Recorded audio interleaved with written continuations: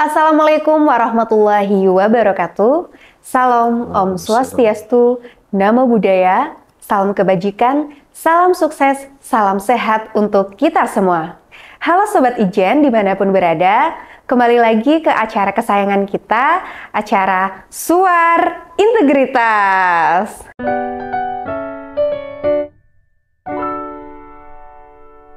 Baiklah Sobat Ijen, kali ini Alhamdulillah saya sedang berada di salah satu satuan kerja Kementerian Agama, yaitu di Lajnah Pentasyihan Mushaf Al-Quran.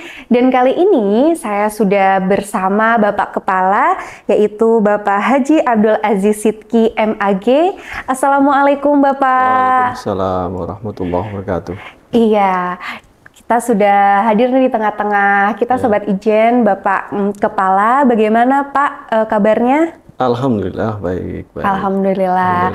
Bapak, terima kasih kita sudah diperkenankan untuk bersilaturahmi ke LPMQ ya Bapak. Iya, sebelumnya mungkin Sobat Ijen juga mau berkenalan ya dengan Bapak Kepala LPMQ ini. Beliau adalah Pak Haji Abdul Aziz Sidki MAG. Mungkin bisa diceritakan Bapak sedikit latar belakangnya, silahkan. Oh baik, saya alumni pesantren Mbak, saya itu santri. Nah kebetulan kuliah di Jakarta, di S1 di PTQ dan S2 di IAIN waktu itu ya, Jakarta. Memang selama ini bergelut atau belajar tentang Al-Quran. Nah, alhamdulillah dapat pekerjaan di Kementerian Agama ngurusi Al-Quran juga, khususnya terkait dengan pentasan Mushaf Al-Quran, kajian dan pengembangan Al-Quran, dan terakhir terkait dengan pengelolaan Bait Al-Quran, Museum Istiqlal, di mana ini adalah museum satu-satunya punya Kementerian Agama di Taman Mini. Alhamdulillah, betul sekali. Ya, saya juga penasaran Bapak, nanti kayaknya pengen keliling ke museum. Silakan, ya. Pak, akhir-akhir ini apa nih kesibukannya? LPMQ sedang ada program apa nih Pak kira-kira? LPMQ sebenarnya ini kan UPT ya, Unit Pelaksana Etis di bawah Badan Litbang dan Diklat Kementerian Agama sesuai PMA 3 tahun 2007. Mempunyai tugas itu terkait dengan layanan. Tugas utama kami layanan kepada masyarakat, mulai dari pentasan Mushaf Al-Quran, kemudian kajian dan pengembangan Al-Quran, terus kemudian juga museum atau Bait Al-Quran. Terkait dengan layanan pentasan Mushaf Al-Quran, jadi seluruh Mushaf Al-Quran yang akan beredar di Indonesia, untuk menjamin kesahihannya maka harus ditasihkan dulu, diteliti dulu, supaya apa? Supaya tidak ditemukan kesalahan-kesalahan, kekeliruan atau kesalahan teksnya.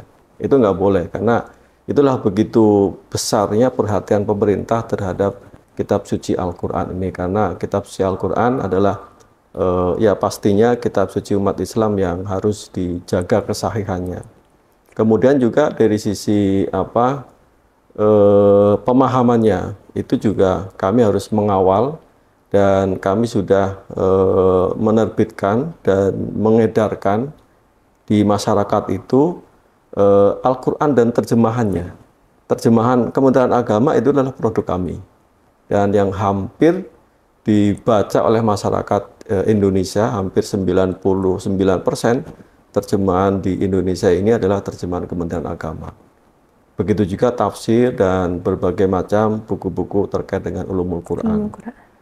Terus kemudian pengelolaan Bait Al-Quran, satu-satunya museum Kementerian Agama yang dipunyai oleh Kementerian Agama. Dan filosofi kami itu adalah Al-Quran itu teksnya harus benar, ya. Kemudian dibacanya harus benar, dan pemahamannya juga harus benar.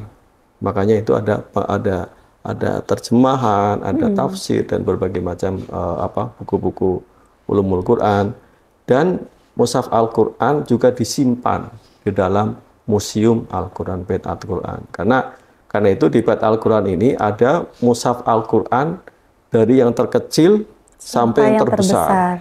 Dari yang tertua sampai yang yang baru gitu. Itu semuanya ada di dalam sini. Dan itu bisa diakses oleh seluruh masyarakat Indonesia ya Bapak? Bisa diakses, semuanya bisa diakses dan baik itu terutama museum ya.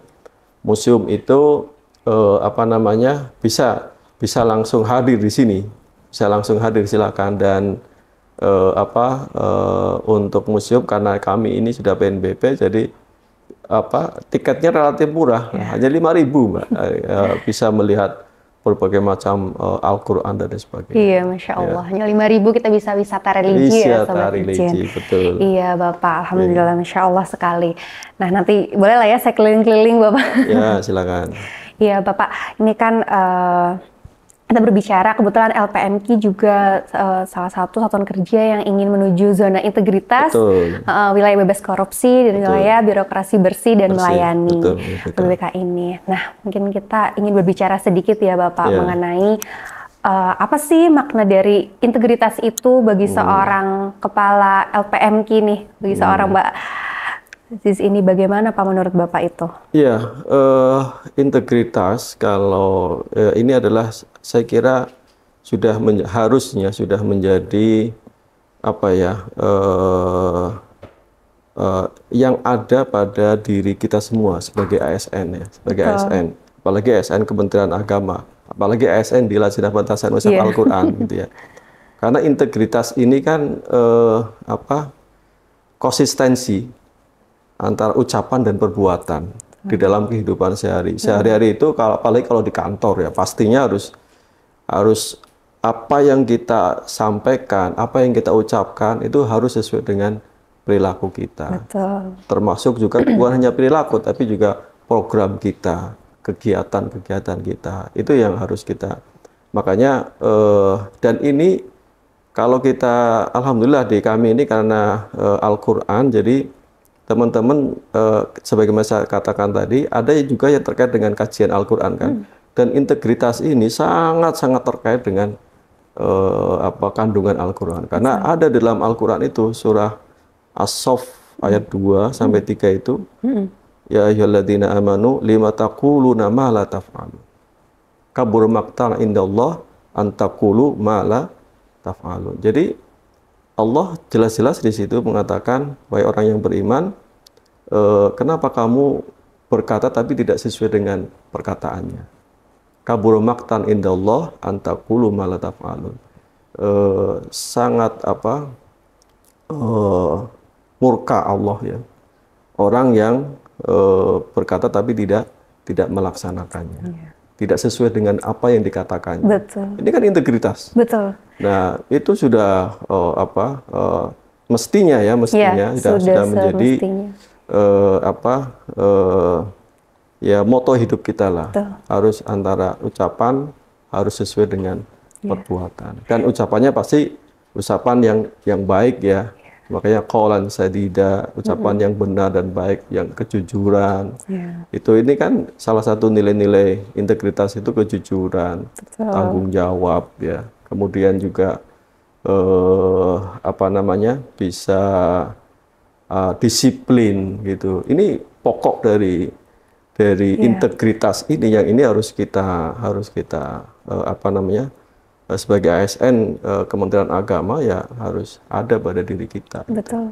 Sangat relatable ya Sobat Izin. Sangat.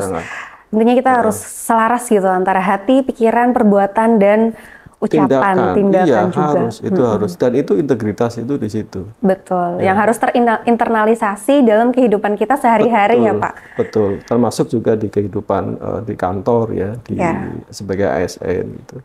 Betul. Nah, kira-kira nih Bapak Kepala dalam keseharian ya, atau mungkin pengalaman Bapak sebagai seorang pemimpin gitu kan, apalagi pimpinan di LPMK ini, apa sih yang sudah Bapak lakukan gitu untuk menginternalisasi nilai-nilai integritas itu, khususnya di Bapak yang di Satker yang Bapak pimpin gitu, baik untuk mungkin untuk organisasi, baik juga untuk SDM-nya, itu seperti apa Pak? Ya.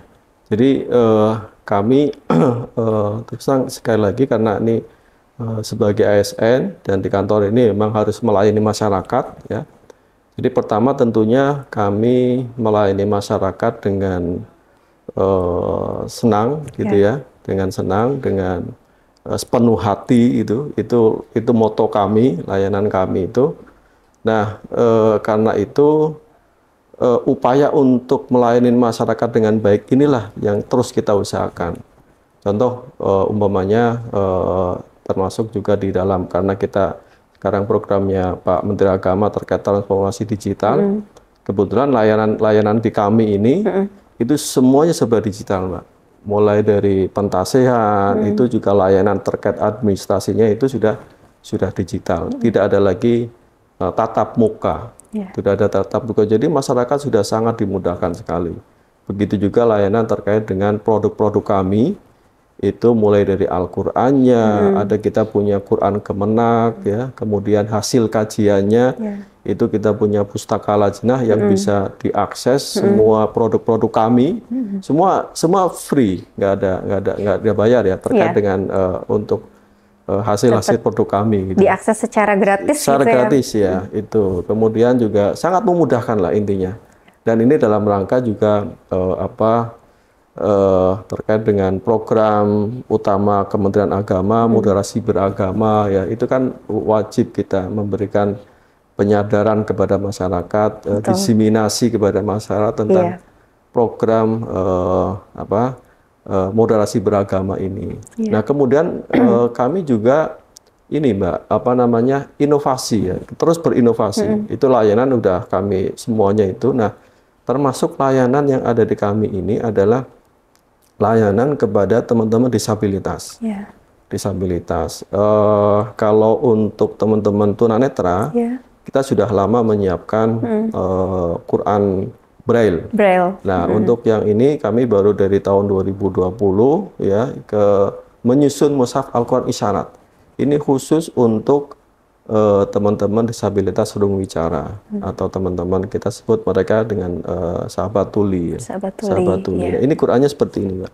Dan ini Quran cetak ini, Quran isyarat ini adalah satu-satunya di dunia, Mbak, yang menerbitkan Quran isyarat untuk teman-teman tuli. Ya, di Indonesia dan di dunia setelah kami cek ternyata baru satu-satunya ini. Iya, Masya Allah. Ini tuh berarti nanti akan dibagikan secara free, gratis ke teman-teman tuli atau bagaimana, Pak? Ya, kami sifatnya kalau di kami, karena ini Badan Litbang dan Diklat, ya, jadi sifatnya hanya menyiapkan masternya. Masternya nanti yang akan menyetak besar-besaran ini adalah bisa dari Bimas Islam, UPK dalam hal ini, atau pihak swasta pun bisa mencetak. Ya, itu nanti bisa.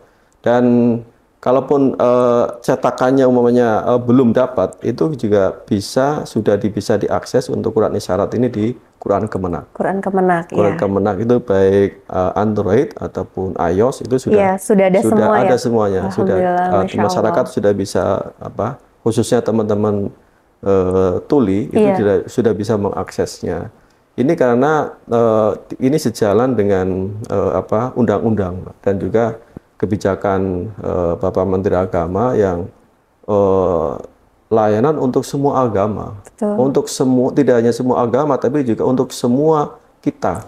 Termasuk juga tidak membedakan antara yang kita yang awas dengan yang tuli. Yang berkebutuhan. Iya, itu semua kebutuhan, karena kebutuhan dasar beragama layanannya adalah kitab suci. Nah, itu makanya kami menyiapkan ini semuanya. Ini semuanya atas arahan pimpinan Bapak Menteri Agama, Kepala Badan Litbang dan Diklat. Semuanya kita siapkan. Alhamdulillah bisa menjadi keluar ya satu produk unggulan dari LPMK ini. Mudah-mudahan bisa bermanfaat dan manfaatnya itu bisa sampai akhirat nanti.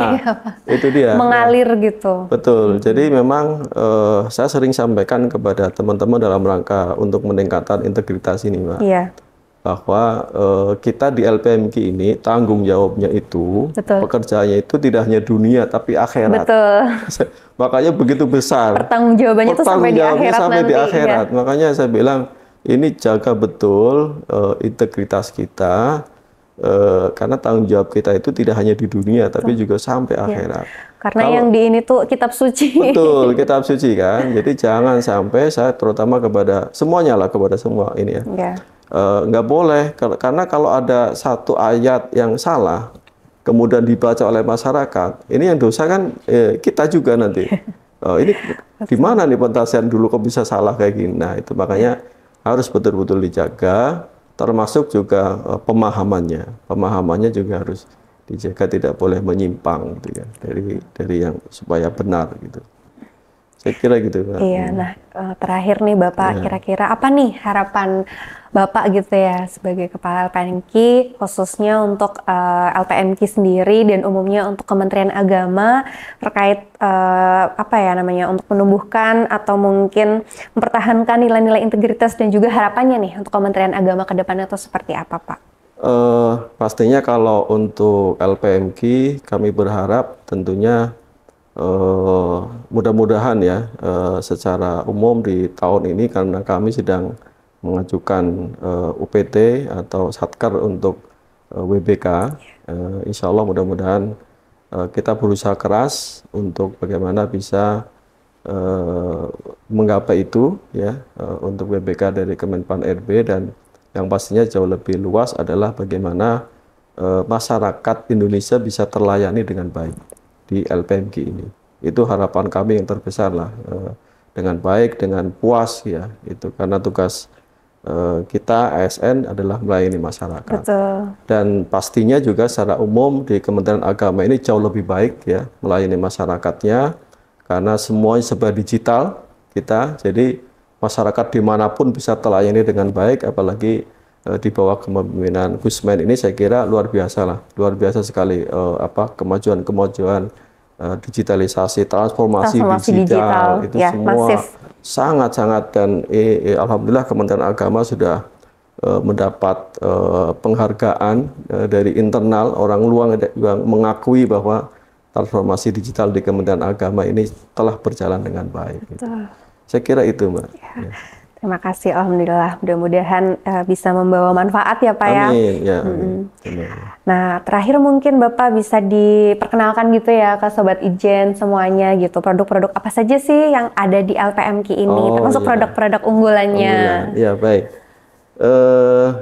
Produk unggulan kami sebenarnya ini produk-produk digital juga, Mbak. Betul. Produk digital itu Quran Kemenak.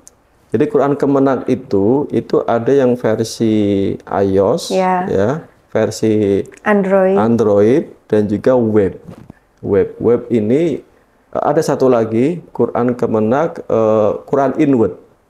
Nah, Quran Inward ini bisa sangat membantu masyarakat, apalagi mahasiswa, apalagi dosen untuk mengcopy ya. Jadi mengcopy baik itu teks ayatnya, kemudian terjemahnya, bahkan tafsirnya, tanpa harus menulis-nulis lagi, karena itu sudah tinggal copy, dan itu sudah langsung bisa di-insert di laptop ataupun PC. Jadi sudah sangat memudahkan masyarakat mengakses itu. Ya, itu. Terus kemudian ya salah satu yang kedua adalah produk kami untuk teman-teman disabilitas. Kemarin untuk teman-teman tuli, ini Al-Quran dari mulai pedomannya, kemudian isyarat, dan juga pastinya adalah Al-Quran isyarat ini sudah kami terbitkan, dan insya Allah mudah-mudahan bisa bermanfaat untuk teman-teman tuli. Kemudian yang kedua, bagi teman-teman tunanetra, kami juga sudah kemarin produk terbaru kami itu Iqra'na. Jadi Iqra'na itu adalah cara membaca Al-Quran Braille, belajar Braille untuk teman-teman tunanetra. Seperti Iqra'nya kalau di orang awas gitu. Iya. Jadi kita sudah siapkan itu, termasuk juga mushaf Al-Quran Braille-nya sudah kami siapkan.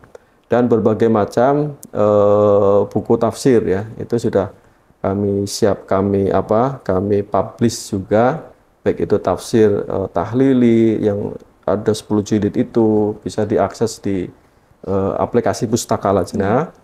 Kemudian ada tafsir wajiz, ada tafsir tematik, ada 27 judul buku, ada tafsir ilmi, itu ada 19 judul buku. Jadi sudah sangat banyak dan sekali. Itu masyarakat bisa mengakses ini semua bisa diakses gratis oleh masyarakat.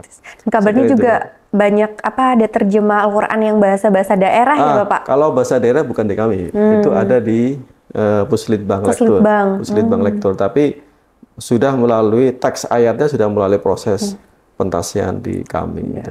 Jadi pokoknya semua insya Allah sih mushaf Al-Quran yang sudah melalui proses di kami ini insya Allah sudah sahih lah, sudah benar. Dan ini memberikan kenyamanan bagi masyarakat ketika membaca Al-Quran. Dan ketenangan bahwa Al-Quran ini ada insya Allah sudah sahih dan sudah benar. Ya, amin. Gitu. Baik, terima kasih Bapak atas waktunya. Mohon maaf ini mengganggu. Kita terima kasih banyak sudah diperkenankan untuk bersilaturahmi ke LPMQ. Mudah-mudahan bisa membawa manfaat bagi seluruh sobat Ijen, manfaat bagi seluruh masyarakat di Indonesia. Dan juga kami doakan supaya program-program yang ada di LPMQ ini terus berkembang dan berjalan dengan baik. Amin. Terima kasih. Ya, Bapak juga diberikan kesehatan. Amin. Ya Rabbal alamin. Baik, sobat Ijen, itulah cerita-cerita kita dari LPMQ. Terima kasih atas waktunya dan jangan lupa untuk terus ikuti acara kami di bareng-bareng yuk Pak. Apa itu? Suara Integritas. Assalamualaikum warahmatullahi wabarakatuh. Jangan lupa untuk ikuti juga media sosial kami, Inspektorat Jenderal Kementerian Agama, dan juga media sosial LPMQ. Terima kasih.